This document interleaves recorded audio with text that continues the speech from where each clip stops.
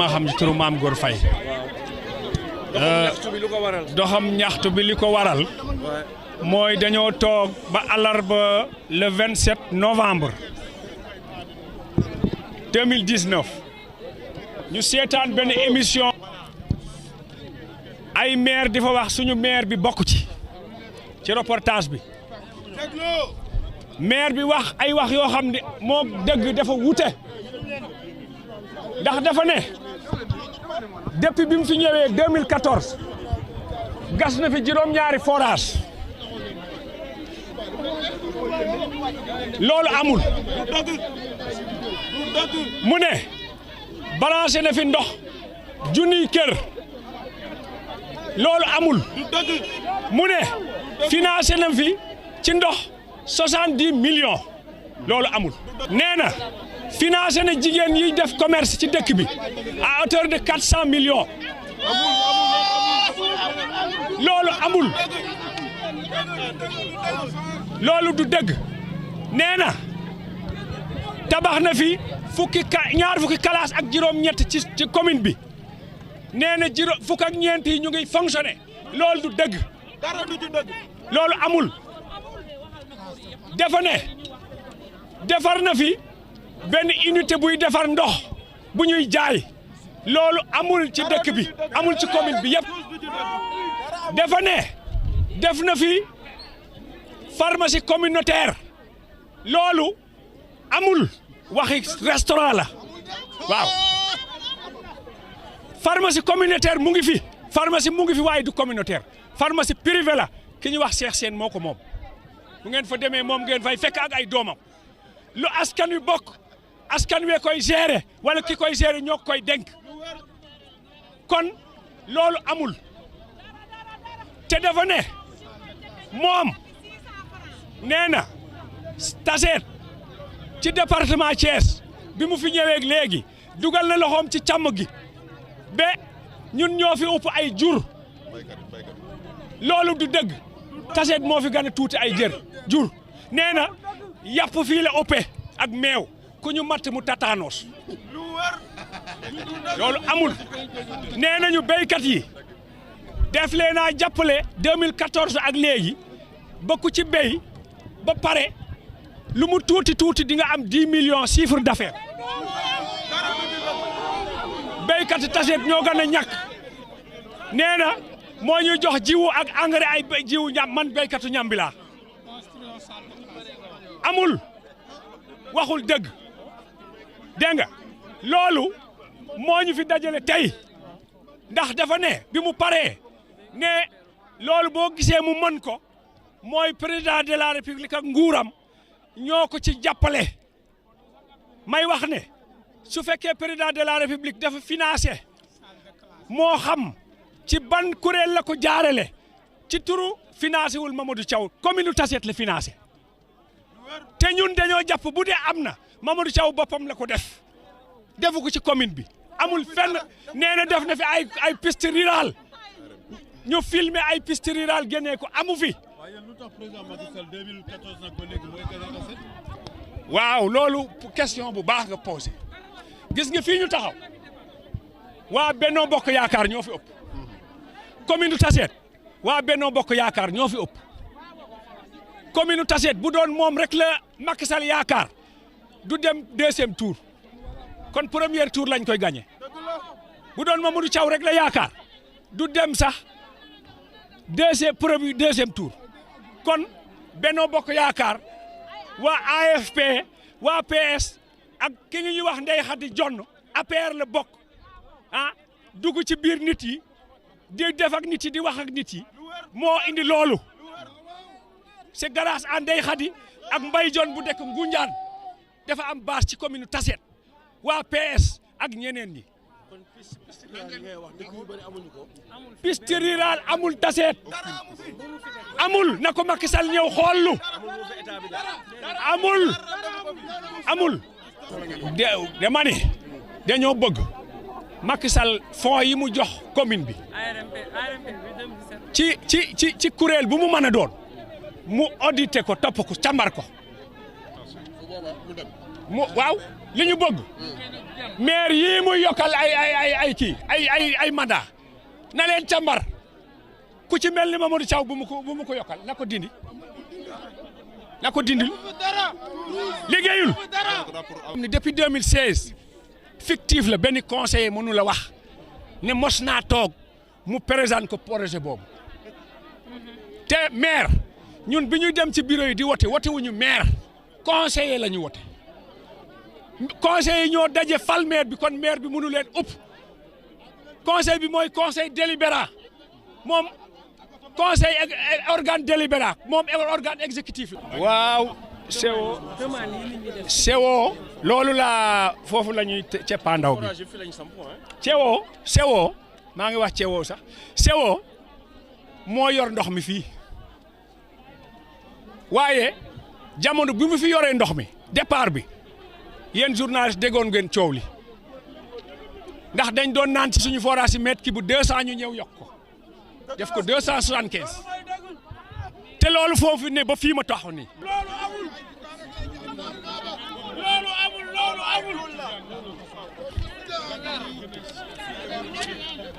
fii la wulee ñaay fii mètre ki bu 275 la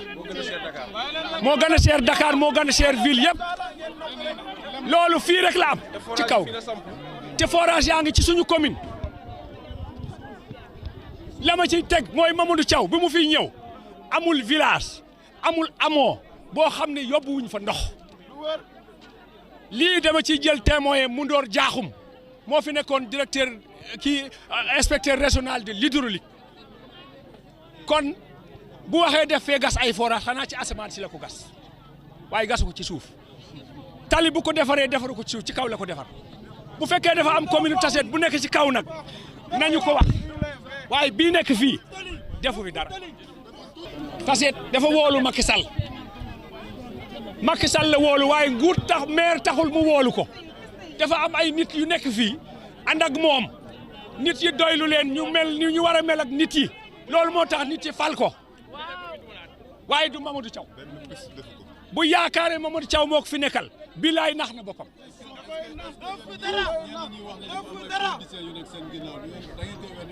déedéet gis ngeen suñu daje bii amul benn kiiw politique parce que fii APR yaa ngi fi waa réew mee ngi fi man mi PDS laa bokk waa PS ngi fi waa AFP mu ngi fi ñeneen ñi bokk société civile ñu ngi fi fii waa Tassette ñoo ñëw comme ni ñu ñëwoon daaw ci àll bi moom mooy dox di naan ay opposition ñun yàgg nañoo tudde loolu moo tax duñ ci weranteeg moom mais ñun li ñuy wax dañ koy xel di wax parce que askan wi moo tax ñuy wax te duñ ko bàyyi mukk nag waaw parce que teguwul ci yoon te Macky Sall moo ne du lax kenn te nit kuy def mbuxum ba pare du woo turam ni moo koy jàppale dañ koo war a wax Macky Sall mu xam ko ni kooku jàppale ko boppam lay jàppale mbuxum la nga ne am defar naa fi ay tali ay milliards la wax te amu tali amu fi yow mi bu doon usine ndox ngay xaar pour naan fi tey doo naan amul. dégg ci télé nationale muy suñu télé ni nguur suñu maire bi daf ñoo financé 400 millions te ñun gisuñu ay financement ñun ñu nekk ci marché bi sonn nañu amuñu douche amuñu bu ñu bëggee tuur ndox dañuy dem suñu kër yi tuuri ndox marché bi booy wàcc boo moytuwul da ngay daanu ku ci nekk sa jom rek ngay demee ñun ku ci nekk da ngay góorgóorlu di dimbali sa bopp di dimbali sa njaboot waaye gisuñu financement musuñoo am financement am na fi jigéen ñoo xamante ne nii ci début bi man fekkuma fi mi dañ leen laaj ay 2000 bu amul wax leen am ay 2000 ni dañ leen di financé boobu ba léegi financement génnul ñun gisuñu financement yàqal ma yërmande gi ñu defal nag moo ñu naqari ñun politique taxuñoo jóg mais daf ñu yàqal yërmande parce que keneen ku ñëwoon bëgguñoo dimbali doo ñu dimbali te ñun Tassette ñun jigéen ñi jaay ci marché bi soxla nañu ndimbal ndax ñun Macky Sall moom la ñuy jógal moom la ñuy xëyal di ko ànd ak Ndeye Khady mii campagne yi dañ doon xëy suba ba ngoon jot di ko jaayante ndax Macky Sall kon bu déggee loolu day yaakaar ni lépp normal na te ñun nekkuñu ci jàmm ndax amuñu ndimbal gisuñu dara loolu laa amoon lu may wax asalaamaaleykum yéen ñëpp maa ngi leen di nuyu ku ne turam ak santam. maye leen tuuti waay maye leen. man maa ngi tudd Adjuma Ba nekk Kër Macoumba Diop. maire li mu wax mun naa nekk a dégg waaye na mu xam ne li Macky Sall bu dee moom lay liggéeyal mu ngi nax Macky Sall président de la République Sénégal. département Kataseet du sàmm du béykat du gisuma fi ku fi gis boppam ñun gis nañoo gis suñu bopp 2012 jamono Ablaye Wade forage mu ngi amoon Taseet 92 mooy sete dow bii forage yee ngeen di gis fii mooy ndox mi ñu yàlla may boobu Ablaye Wade moo ko fi bon noonu jamono Ablaye Wade bi mu passé ba léegi kenn gisu fi boppam waa Taseet Macky Sall nag mu ngi koy jàppale mais moom jàppalewul Macky Sall ndax fi doole Macky Sall moom maire mu ngi koy rey fii département de Taseet zone Taseet mu ngi koy rey commune Taseet mais Mamadou Thiaw rey nga ko doo yàlla doo yónnaan taje léegi yow li nga war a defoo ko ndax da nga jàpp ñoo xamante tekki wuñu dara nga teg leen ci sa kanam kumba am ndey kumba amul ndey la ca deuxièmement ponko bi Samba Ndiobène Ka sa booy de ke Samba doomu booy de kelli maa ngi wax ak yow yaay ministère de l'éleveur financement bi ngeen wax kayil ak bi président Macky Sall wax ñun ba ñu toogee léegi musuma fee gis benn financement ndax suñu dëkk teen yi dañuy jeex bis baa ngi wata nañu bis bi mu ngi fii ci mairie bi gisuñu suñu bopp kon nag su taxawee di leen naan nii loolu ay wax naka sa kandang Macky Sall nag bu dee yow da ngay audit am na loo audit bu dee da ngay audit am na loo audit audital Mamadou Thiaw ku la ne jëriñ nga ko waxul gisuñu fi tool gisuñu fi dara du sàmmkat du béykat ku kilifa bu mot sekk kilifa la mu ne ma waa Taseet yéen milliardaire ngeen ma ne ko fu ngeen ko teg mu ne gis nañu seen maire mu ne lépp lu ñu wot ci Sénégal mu ngi seen réew ma ne ko man de maa ngi ni wow ko liggéey ba tey gisuma si sama bopp ku la ne gis na fi boppam dalay nax du sàmmkat bi du béykat yi am na nag ay ñoo xamante ne nii mu ngi lay teg ci wetam ku wax ñu door la ku ñun ñii di wax sax dina gis ñu ci dumuñu man ragaluma li may wax man population bee ma ñor moom population bee ko fi teg kon nag na liggéeyal population te yàlla tax kumba am ndey kumba amul ndey nekku fi moom boppam la fi nekkal de nekkulu fi kenn ak njabootam jërëjëf wasalaam. Je suis Tidiane Diop, collectif pour la défense des intérêts de la commune de Taseet. Nous avons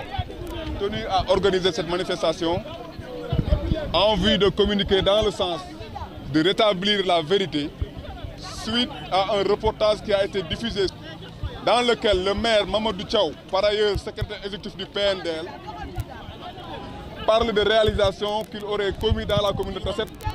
dans le cadre du PNDL qu'il dirige et la mairie de Taseet. Et ces réalisations porteraient sur la réalisation des pistes communautaires, la construction de 7 forages, la réalisation de 1000 branchements sociaux,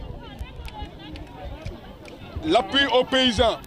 jusqu'à ce qu'ils obtiennent un chiffre d'affaires de 10 millions par habitant, par paysan et par an. Il a aussi parlé de réalisation d'une unité de purification d'eau à hauteur de 10 millions. Il a parlé notamment d'une réalisation de pharmacie communautaire pour les agriculteurs, pour les éleveurs, à hauteur de 10 millions.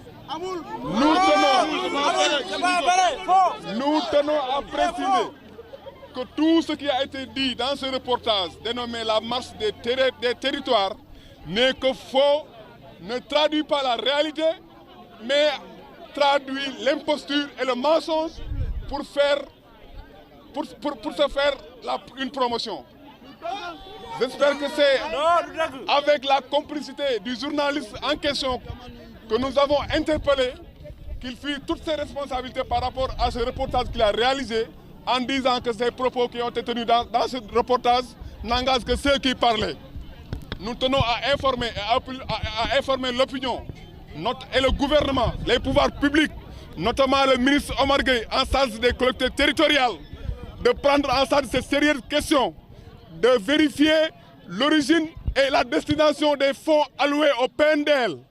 Nous tenons à informer l'opinion nationale et internationale. nous tenons à attirer l'attention du gouvernement, nous tenons à attirer l'attention du président de la République pour lui dire que tout ce qui a été dit dans ce reportage n'est que faux. Et je pense que cela est très simple. Des forages qui sont construits peuvent être vérifiés à travers l'œil. Vous, les journalistes, vous n'avez rien vu en termes de ces réalisations-là. Aucun forage n'a été construit ici à Tasset. Les paysans n'ont jamais été soutenus. Les femmes, nos braves femmes n'ont jamais été soutenues. Les jeunes également. C'est pourquoi cette marche des territoires ne constitue pas une réalité chez nous. Mais en d'autres termes, c'est la marche du mensonge, c'est la marche de l'imposture pour se faire une promotion. Nous exigeons d'abord un audit du conseil municipal, mais aussi un audit du PNDL pour voir les financements qui ont été déposés au niveau du PNDL. Nous exigeons d'abord qu'ils rendent compte afin de pouvoir aller vers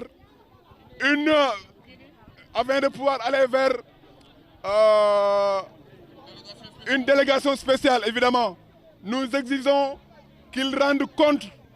par rapport au financement qu'ils auraient reçu à travers le PNDL, mais aussi au financement logé au niveau de la mairie, notamment le fonds, les fonds de concours et les fonds de dotation. C'est très important. Tasset, à voir ce qui s'est passé dans ce reportage, on pense que à Tasset, tout va bien, alors qu'à Tasset, tout est problème.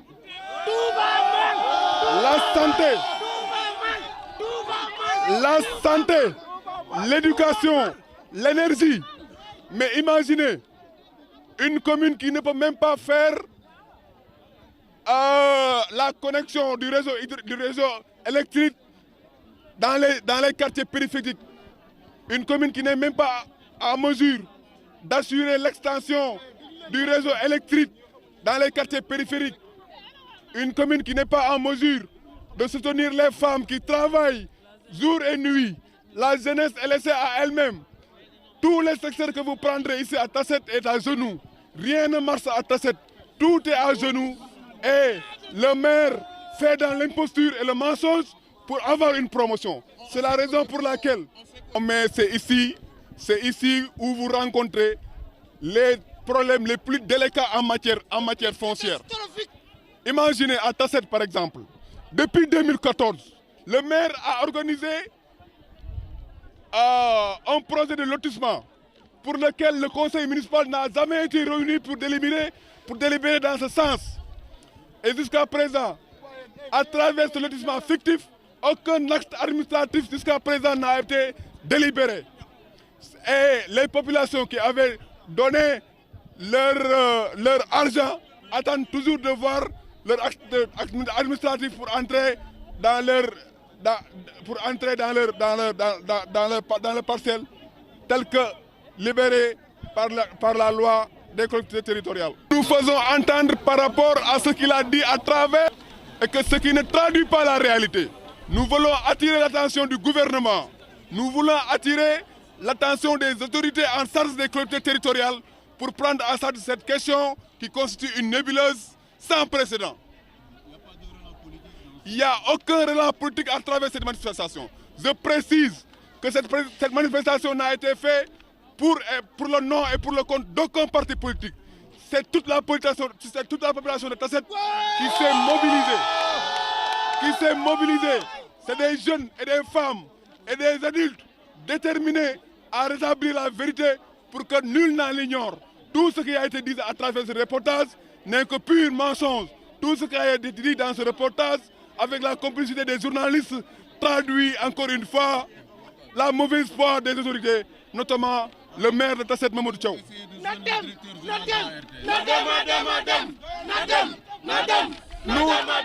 Nous n'avons pas pu joindre le DG de la RTS, mais nous avons interpellé le journaliste en question. Il a abattu en bresse et il a dégagé ses responsabilités en disant que ces propos qui ont été tenus à travers ce reportage n'engagent que ceux qui prenaient la parole. Donc le journaliste a dégagé ses responsabilités. Mais bien sûr, nous avons, dans le cadre foncier, nous avons déposé une plainte à l'OFNAC. L'OFNAC est venu faire ses enquêtes et serait même terminé à boucler son enquête actuellement. Donc nous allons saisir aussi la DESCOS pour ce lotissement fictif qui existe à Tasset. Nous sommes en bonne voie, nous interpellons toutes les autorités en question pour ce qui le concerne, dans le domaine foncier, dans le domaine de la gestion de la municipalité, en tout cas tout ce qui est problème à Tasset, nous avons pris acte et nous communiquons avec les autorités qui sont concernées. La vérité par rapport à l'eau, c'est un paradoxe d'abord. Le paradoxe est que à Tasset, des investissements ont été réalisés depuis 2011 à hauteur de 20 milliards pour résoudre définitivement ce problème. Mais actuellement, l'eau coûte beaucoup plus cher qu'à Dakar, qu'à Tasset. C'est un paradoxe, c'est une injustice sociale. Nous avons interpellé toutes les autorités, ils ont été quand même sensibles, il faut le dire. Mais le problème de l'eau constitue toujours un véritable problème pour les populations. Actuellement, certains ménages sont vus le robinet coupé parce qu'ils n'ont plus le pouvoir d'achat pour faire les charges liées à l'eau. Le mètre cube coûte 275 francs. C'est plus cher qu'à Dakar. C'est inadmissible. Imaginez l'eau qui coûte Kermamarsar, qui fait des centaines de kilomètres pour arriver à Dakar. Ici à Tasset, l'eau coûte beaucoup plus cher que l'eau qui quitte Tasset pour alimenter les populations tassetoises. C'est quand même une injustice sociale.